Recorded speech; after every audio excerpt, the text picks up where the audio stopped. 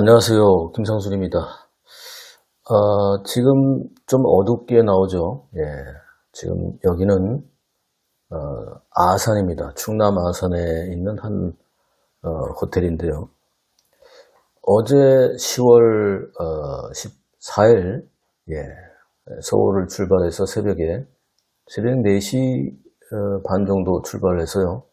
대구에 갔었습니다. 네. 이미 예고드렸던 대로 한민호의 멸공투쟁 8번째 시간으로 대구 계명대 정문 앞에서 이미 생방송을 올렸으니까 보셨겠죠. 네, 공자학원 퇴출 전국 순회 기자회견, 총 대학에 22개의 공자학원이 있는데 그 전국 순회 대학에 있는 공자학원은 5번째로 대구 계명대 편을 보내드렸습니다.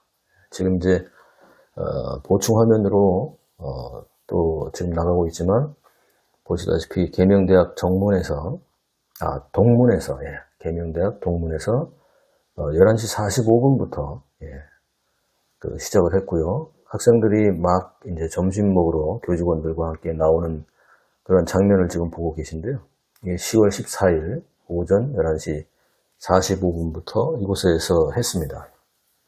그런데 이곳에서 하면서 대구에 계신 공자학원 퇴출, 공자학원 실체 알리기 운동본부의 대구 팀들이 있는데요. 이 대구 팀들이 많이 오셨고, 그리고 부산에서도 오셨고, 저는 이제 서울에서 내려갔습니다. 그래서 대구의 계명대학 편은 총 대구, 부산, 서울 이렇게 세 군데서 모여 진행이 됐고요. 길가에서 화면에는 다 안 나오지만 이제 화면이 이렇게 돌아갈 때 아마 보실 수 있는데 그 기본 자료를 학생들한테 나눠주시는 분도 한 서너 분 계십니다. 그래서 주변에 또 안전 문제를 책임지고 해당 지역의 경찰서의 정보과 형사분들도 3분 정도나 나오셨습니다. 그래서 이제 한 20여 명 넘는 우리 공자학원 실체 알리기 운동본부의 회원님들, 저를 포함해서 서울, 부산, 대구 이렇게 한 20여 명이 모였고요. 또 안전보장을 해주시기 위해서 경찰에서도 경찰관 3분이 나오셔서 아주 친절하게 저희들을 보호하고 있습니다. 이제 저를 아시는 분들은 그런 얘기를 합니다. 지난 8월 20일 날 발표된 월간조선 9월호에 제가 중국의 차관급이 2017년 대선 때 문재인을 만나게 해주면, 당시 문재인 씨는 이제 그 당내 경선 당시였기 때문에 대통령 후보 되기 전입니다. 그래서 당내 후보 경선 중인 문재인을 만나게 해주면 얼마든지 대선 자금을 대주겠다, 이 말을 전해달라라고 한팡밍, 차하을학회의 한팡밍 회장이 그 얘기를 한 것을 제가 발표한 적이 있습니다. 공개했죠. 근데 실제로는 그 얘기는 이미 그 전부터 했습니다. 북경에 있는 국정원 직원들한테도 제가 저를 계속해서 북경에서 활동할 때, 제가 2019년에 이제 완전히 귀국했는데, 그 전까지 북경에서 활동할 때도 국정원 팀들에게도 얘기를 했고, 저를 이제 정기적으로 만나고, 그리고 국정원에서도 나오니까 중국의 안전부에서도 저를 담당하는 그 공안이 있습니다. 거기서도 나오고, 그래서 제가 양쪽에다 다 니들 같이 와라. 너 나오면 얘 나오고, 얘 나오면 너 나오는데 같이 와라 해서 양쪽에다 다 불만을 토로한 적도 있는데요. 어쨌든 그때 당시에도 제가 북경에 있는 국정원 직원에게도 얘기를 했고, 국내에 들어와서도 중국 관련돼서 업무를 담당하는 국정원에 중국팀이 이제 찾아왔을 때, 지금까지 한 3팀 정도 찾아왔습니다. 이렇게 소개받기도 하고, 어쨌든 경로를 통해서 이분들한테도 그런 얘기를 다 했어요. 근데 전혀 움직이지 않고, 자기들은 이제 수사권이 다 폐지됐기 때문에 수사할 수도 없고, 그냥 정보 차원에서 이제 그냥 소위 말하면 그냥 그 묻어버린 결과가 돼버린 건데, 월간조선에서 이걸 기획해서 8월호에 여러 사람들이 한 10여 명이 그 차할 학회에 대한 그 탐문조사에서 인터뷰를 통해서 했었고, 거기에 마지막으로 이제 저한테 찾아와서 차할 학회에 제가 아직도 고급 연구위원으로 있으니까, 저는 이제 차할 학회 2015년부터 그 연구위원으로 있다가 2018년부터 고급 연구위원으로 이제 활동을, 지금까지도 일단 소속은 돼 있습니다. 그래서 그거를 8월호에도 제가 일부 마지막에 그 인터뷰를 했고요. 9월호에도 9월호는 이제 저 단독으로 대선 자금 개입에 대한 이 내용을 발표를 한 적이 있습니다. 자, 어쨌든 이제 그걸 계기로 해서 본격적으로 중국 비밀경찰서, 스파이 공작, 동방명주를 포함해서 그 얘기도 물론 인터뷰에서 했고요. 그리고 연세대에 설치되어 있는 연세 차할 연구센터, 그리고 공자학원, 대학 22군데에 설치되어 있는 공자학원, 그리고 또 이제 이걸 하다 보니까 공자학당이라고 중고등학교에도 16개나 됩니다. 그리고 강남구역 삼동에 공자아카데미, 이렇게 해서 총 39개가 있는데요. 그 중에서 공자학원 실체알리기 운동본부 한민호 대표가 이끌고 있는 공자학원 실체알리기 운동본부와 함께 지금 공자학원 퇴출 전국 순회를 시작을 했습니다. 그래서 대학으로는 이제 처음에 했던 게 전북 익산시에 있는 원광대부터 첫 번째 했고, 완주군의 전북 완주군의 우석대 2차, 전남 영암군의 세한대 3차, 그리고 광주시 호남대 4차, 이렇게 해서 10월 7일과 8일 날 했었고, 이미 다 보셨겠죠. 그리고 어제 10월 14일 날 충남이 아니라 대구시의 계명대 앞에서 5번째 했습니다. 그리고 오늘 지금 시간이 이제 오전 10월 15일 오전 6시 43분 정도 지나고 있는데, 오늘은 10시부터 충남 아산에 그 순천향대 앞에서 공자학원 퇴출 전국 순회 기자회견 6번째 시간을 갖습니다. 그리고 이어서 오후 1시에는 충북 청주시로 넘어가서 충북대에서 합니다. 그래서 여기는 충북대는 7번째가 되고요. 그리고 오후에는 그 세종시에 들려서, 세종시에 교육부 청사가 있죠. 그래서 교육부 앞에 가서 공자학원의 중국 비밀경찰서 퇴출 전국 순회 기자회견을 여기서도 합니다. 항의 시위를 하는 거죠.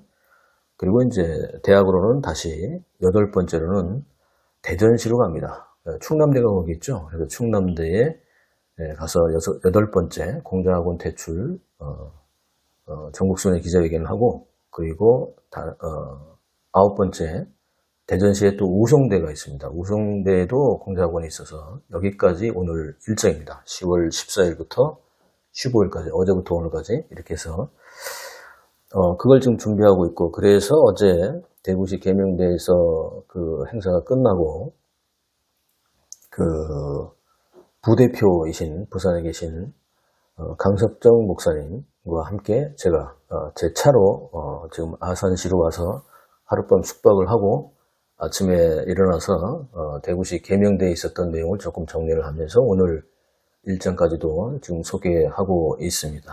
네.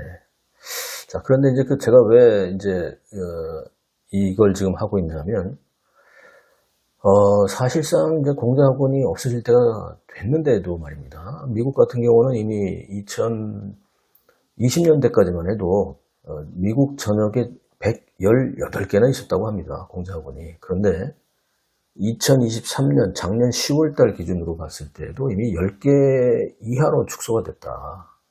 그렇다면 올해는 이미 그 이하로 되겠죠. 10개도 안 되는 거죠. 스웨덴이라든지 뭐 이런 데도 계속 이미 아시다시피 없어졌고, 동구권에 있는 폴란드 같은 경우도 최근에 얼마 안 됐다고 해요. 여기 이미 2개가 없어졌습니다. 근데 우리는 오히려 더 늘어나고 있다는 추세가 더 한탄스럽습니다. 네. 물론 공자학원 담당자들은, 대학에 있는 공자학원 담당자들은 이게 뭐 중국어를 배우고 뭐 이 정도라고 하지만, 그거 너무, 그렇게 입에 발린 거짓말을 하실 필요 없습니다. 예. 공자학원이 중국어를 가리키는 그런 곳이라고요? 중국의 문물을 가르치고? 근데 그들의 속내를 알아야죠. 예. 실제로 이 공자학원이나 공자학당에 대한, 예.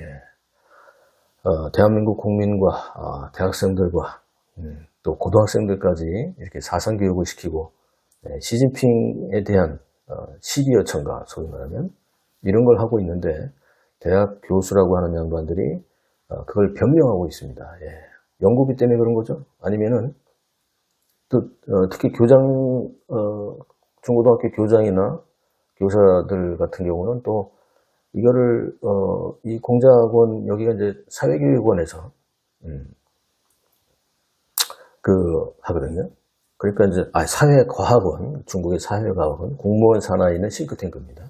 여기 이제 학부는 없고 이제 석박사들 위주로 구성이 되는데, 이 사회과학원이 어떻게 보면 이제 전국에 다, 중국 전역에 다 성별로 다 있고 도시에도 있고 뭐 이렇게 됩니다. 그래서 이 중국 사회과학원이 이걸 주도를 하기 때문에 중고등학교 교사나 교장들을 초빙을 해서 4박 5일 정도 평균적으로 초빙을 해서 거기에서 여행도 시켜주고 뭐 워크숍 비슷한 걸 하는데 그게 뭐가 문제냐 이렇게 얘기하는 사람도 있습니다. 정말 한심하죠.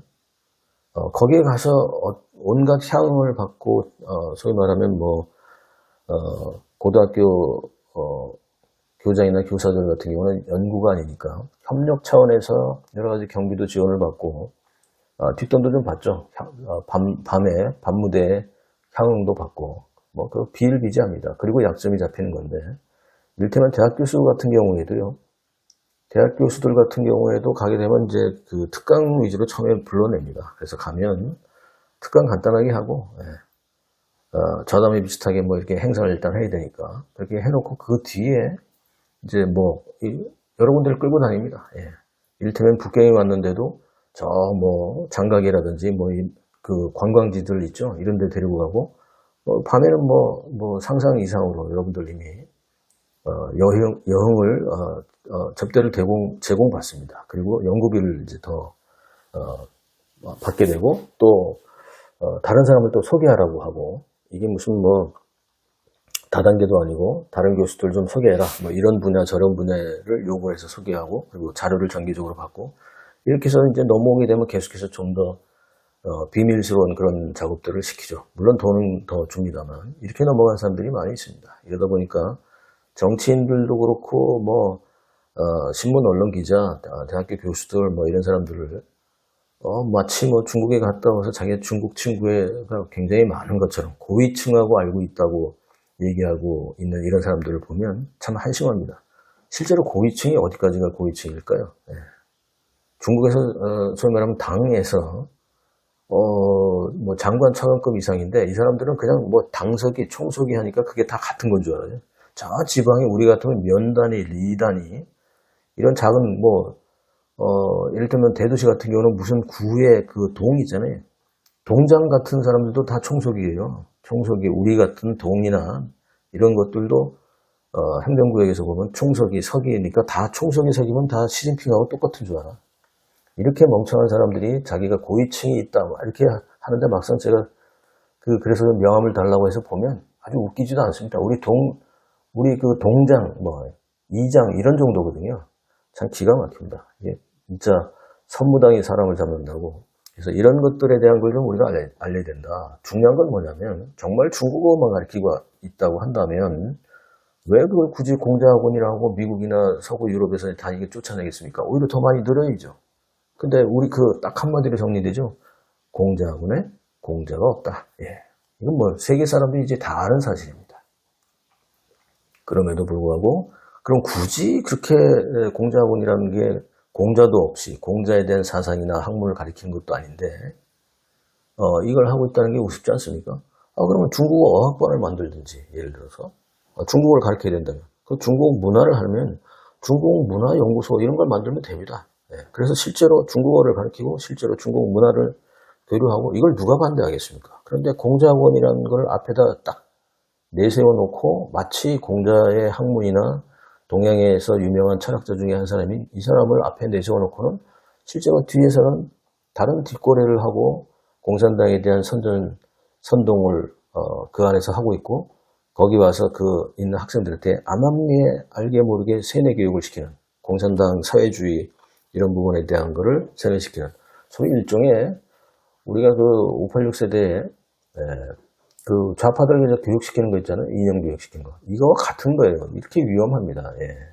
그래서 이제 제가 직접 참여를 하게 됐고, 최소한 김상순 TV에서 지금 추구하고 있는 게 뭡니까? 일단 첫째, 국민안전.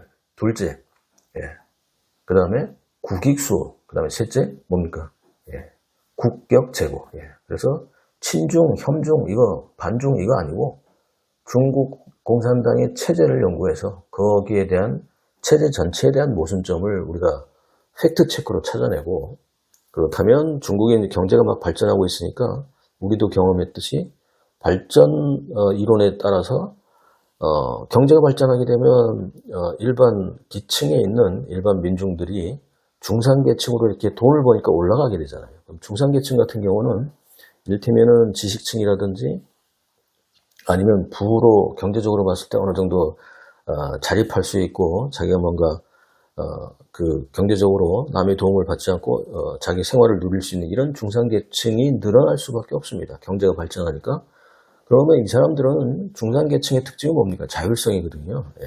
민주사회에서 자율성이 결국은 얼마나 발휘되느냐에 따라서 그 나라가 발전도상국가에서 발전국가로 넘어오고 다시 이것이 중진국으로 가서 선진국으로 갈 때 이 중산계층의 역할이 즉 민중들을 포함한 사회에 그 사회의 자율성이 얼마나 보장되느냐 이거에 따라서 성장 속도라든지 발전 가능성이 점점 더 확대되는 거 아닙니까? 즉 창의력이 바로 민중의 자율성에서 나오는 거거든요. 예.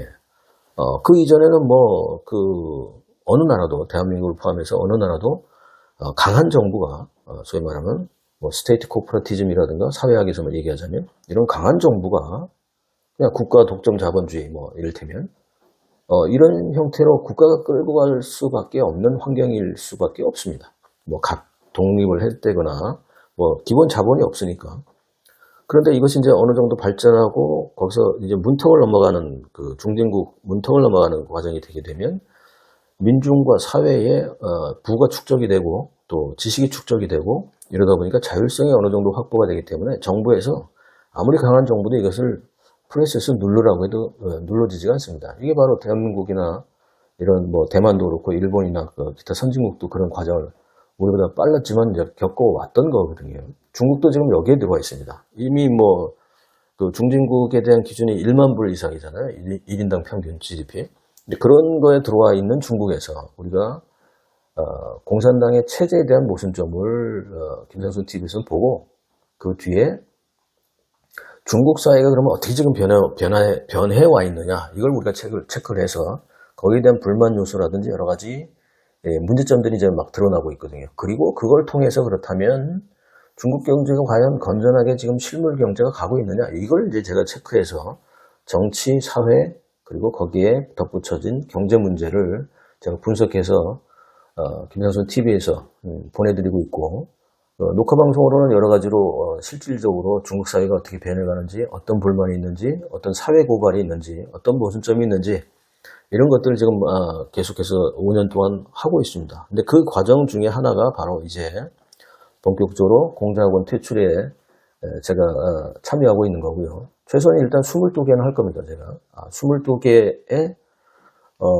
공자 아카데미까지 23개 그리고 지금 이 공자학원 실체 알리기 운동본부 대표와 부대표님들에게 이거 이제 공자학당도 해야 되는 거 아니냐 이런 의견을 좀 여쭤봤고 뭐 아마 하실 것 같습니다. 이전에 해와 오셨는데 이게 한 번 뭐 다 돌았다 그래서 끝나는 게 아니고 계속 반복해야 되니까 그래서 이제 공자 학당까지도 하게 되면 39개는 제가 다 참여를 합니다. 그래서 10월 21일에는 제주도의 제주 한라대와 제주에 있는 제주대, 한라대와 제주대에도 전국 순회 기자회견을 저희가 또 갑니다. 저도 갑니다. 이건 뭐 다 각각 자기가 자비를 들여서 가는 겁니다. 그래서 여러분들이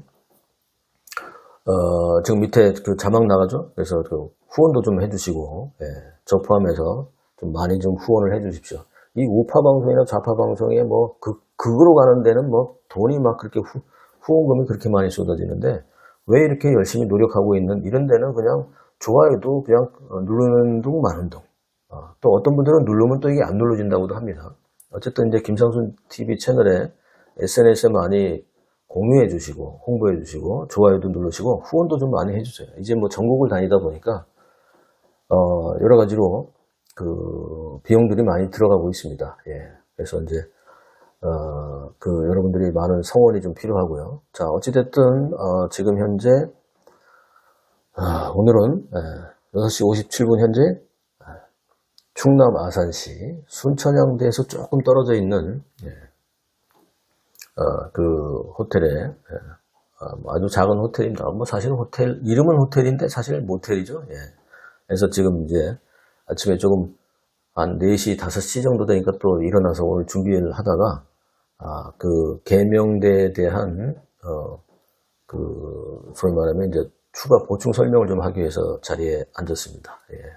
그래서 마무리를 하자면 계명대에서 굉장히 하나는 대구, 부산, 이제 서울 이렇게 봐서 한 20여 명이 이제 모여서 했고 거기에 경찰관들도 3분이나 나오셔서 했고 중요한 이제 학생들의 그 반응인데요.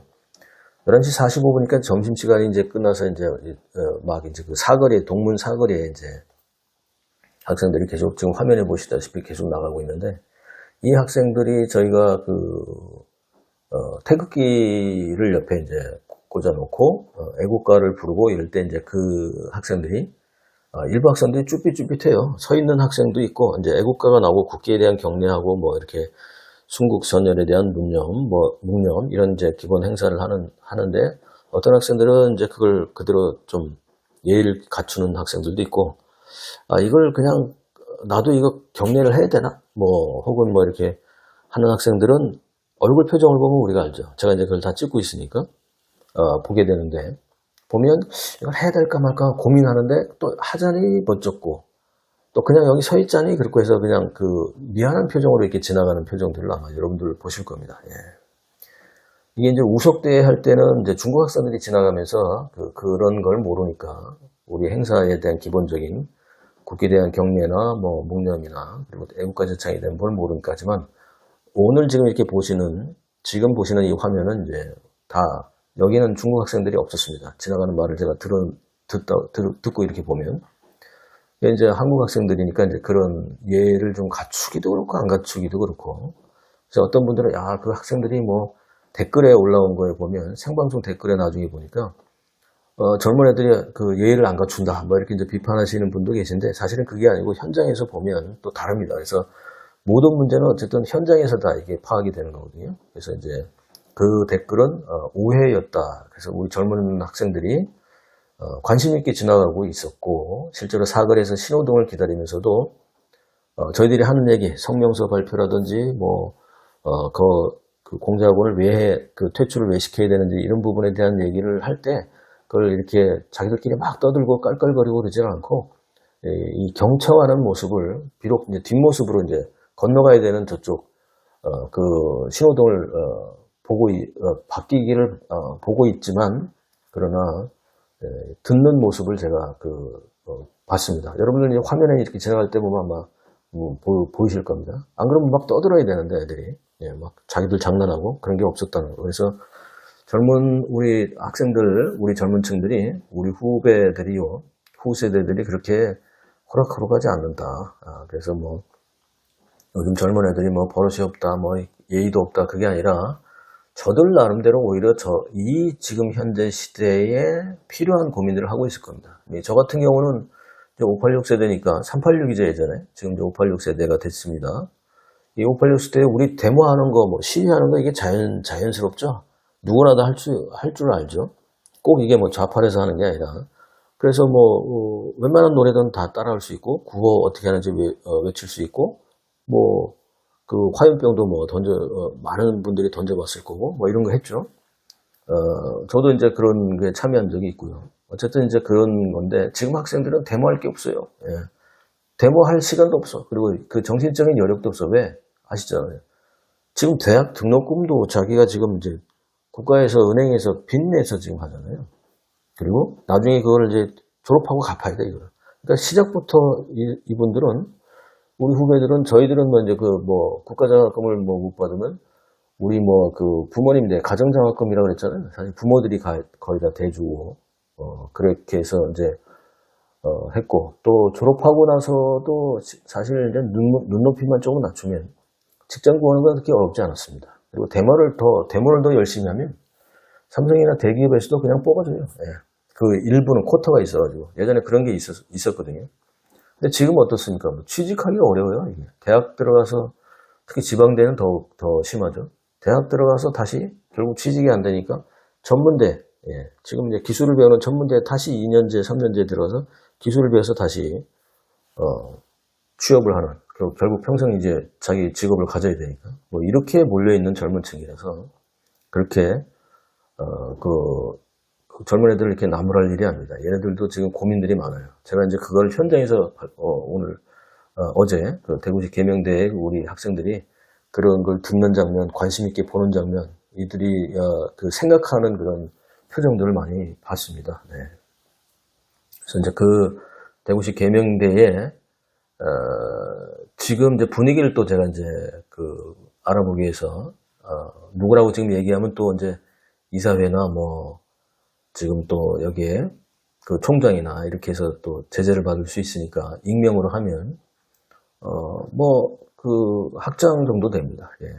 학장 정도 되는 이제 제 후배가 있는데, 만났어요. 이 행사하기 전에 만나서, 계명대는 어떠냐 했더니, 최근에 이제 분위기가 좀 바뀌었다고 해요. 그래서 이제 중국어 위주로 좀 하고, 그 여러 가지 막 이제 행사했던 걸 대폭 축소했다. 예. 그래서 총장이나 이사장 혹은 이사들도, 그 대폭 축소돼 있고, 그럼에도 불구하고 또, 일부 이제 뭐 중국어하고, 중국어를 이제 주로 가르치거나 이렇게 해서 어쨌든 그 이전과는 많이 분위기가 달라졌다. 그리고 좀 위축되고 있다. 이렇게 이제 들었고요. 그 다음에 대구 쪽에서 활동하시는 이제 분들하고 이제 행사가 끝나고 식사도 하고 이제 티타임 가지면서 이 분위기 어떠냐 이렇게 대화를 이제 한 2시간 해봤는데요. 계명대 총장이 아주 그 친중파였었다고 합니다. 근데 요즘 이제 조금 위축이 돼가지고 덜 하긴 하지만 아직도 이제 그 여기 시민단체에서는 굉장히 불만이 많고 또 이사장을 포함해서 이사진들 중에서도 누가 그 완전히 친중파로서 실제로 실세라고 볼 수 있는 그 원래 뭐 이사장 그 학교재단의 이사장은 거의 다 가족들이 이렇게 하잖아요. 그래서 그 가족들 중에 누가 또 이제 뭐 소송 걸어올 수 있으니까 밝히지 않고 말씀드리면 그 중에 누가 또 강경한 친중파다. 그래서 그 사람이 이걸 다 밀고 있다. 그리고 일부는 이제 그거를 조금 거리를 두자 이렇게 해서 내부에서도 이전과는 좀 다르게 포인트는 이겁니다. 총장도 그렇고 이사진 내에서도 그렇고 이전과는 다르게 이게 약화되고 있다 이런 거예요. 그럼 또 하나는 뭐냐? 첫 번째는 이제 학생들에 대한 반응을 제가 말씀드렸죠. 두 번째는 총장과 이사진 내부에서도 이게 지금 이제 위축돼서 이게 좀 수그러들고 있다. 그리고 세 번째는 뭐냐면 여기 이제 경찰관 나오신 분들도 이제 그런 얘기를 하는데 또 이제 누구라고 얘기하면 안 되겠지. 근데 이제 뭐 여러 분 나오셨습니다. 근데 그 중에 이제 한 분이 지나가는 듯이 하는 말씀이 이거 가끔씩 이렇게 해서는 안 된다. 거의 뭐 이렇게 좀 자주 해야 된다. 그래야 이게 좀 더 학생들한테 더 많이 알려지고 붐이 일어난다. 이 얘기를 합니다. 필요 없다는 거를 이제 경찰관들도 당연히 동조를 하시는 거죠.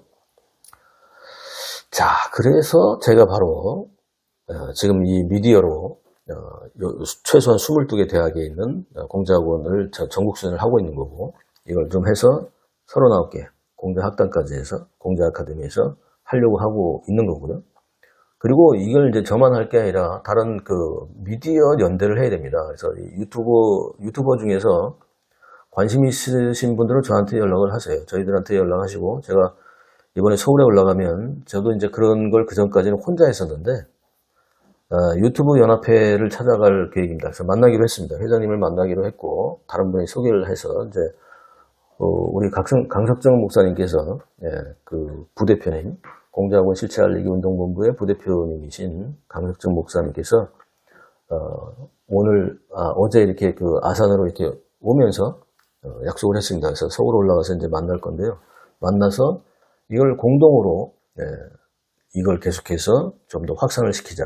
여러 유튜버들이 미디어로 연합을 해서, 그리고 이제 제가 따로 추진하고 있는 것은 이제 그 언론에서도 기사를 더 많이 써서 칼럼도 쓰고 기사도 쓰고 뭐 이렇게 해서 이 부분의 문제를 좀 더 부각시키려고 합니다. 그리고 제가 이제 이 스케줄을 쭉 저희가 이제 15편까지, 예, 그 말씀드렸던 대로 10월 7일부터 시작을 해서 7일, 8일 동안 또 돌았고, 여기 이제 전북, 전남, 광주 이렇게 돌았고요. 14일부터 15일까지는 대구, 충남, 충북, 세종, 대전 이렇게 돌고 있고, 또 10월 21일 날은 3차로 제주를 가게 되고, 그 다음에 이제 이렇게 되면 이제 11개 대학을 이제 다 가게 됐고요. 그럼 22개 중에서 절반이 남았는데, 수도권에 이제 4개가 있고 뭐 이렇잖아요. 강원도에도 있고 뭐 이제 경기도에 있고 인천에도 있고 이런데, 이 지역은 이제 다시 일정을 잡아서 하게 될 겁니다. 그렇게 해서 이걸 알리고 이걸 이제 종합하고 이런 식으로 이제 오늘 지금 이 방송처럼 다시 녹화로 상황을 좀 설명하고 뭐 이렇게 해서, 그 다음에 좌담회도 갖고, 또 이제 필요하다면 이런 내용들을 뭐 프레스센터나 혹은 이제 국회의원회관에서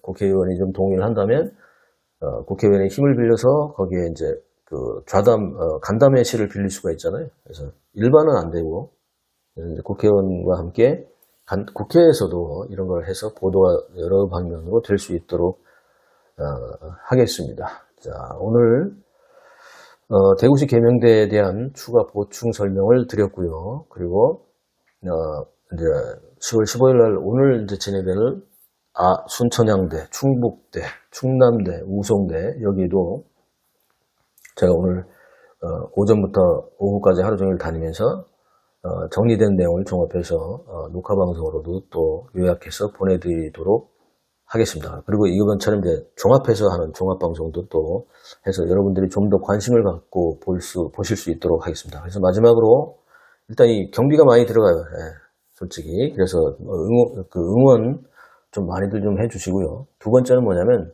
좋아요 안 눌러줘도 그러면 SNS로 공유시켜 주십시오. 공유를 많이 해야 이게 그 노출도 많이 되고 하거든요. 지금 이제 이렇게 방송하면 제가 이제 5년 동안 리스트에 딱 블랙리스트에 올라가 있어서 노출이 급 축소가 됩니다. 이를테면 그냥 뭐 웃기는 거, 뭐 개그, 유머, 진풍경, 그 다음에 뭐 사건 사고 이런 걸 올리면은 최소 그래도 노출이 축소가 돼도 몇몇 명 정도 보시고, 최소 몇천 명 보는데, 이런 거 같은 경우는 그냥 확 줄어요. 그래서 몇백 명, 한 천여 명 이렇게밖에 못 보게끔 유튜브 시스템이 이렇게 알고리즘도 누르고, 실제로 내부에서 관리하는 친중파 유튜버 내부의 관리인들이 이걸 그냥 콱 눌러버리기 때문에 안 됩니다. 제가 뭐 페이스북이나 블로그나 막 이 홍보를 하고 해도 이렇게 됩니다. 그래서 여러분들의 SNS 공유가 정말 절실하게 필요합니다. 네.